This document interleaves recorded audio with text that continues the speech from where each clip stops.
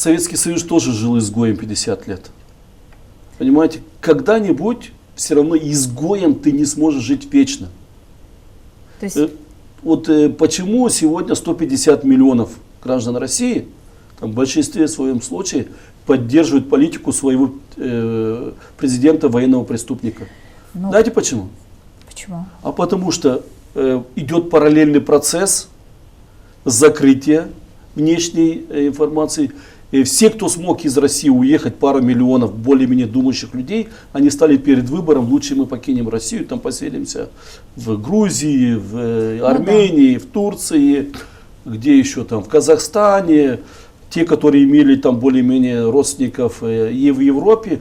То есть думающий и протестный электорат покинул.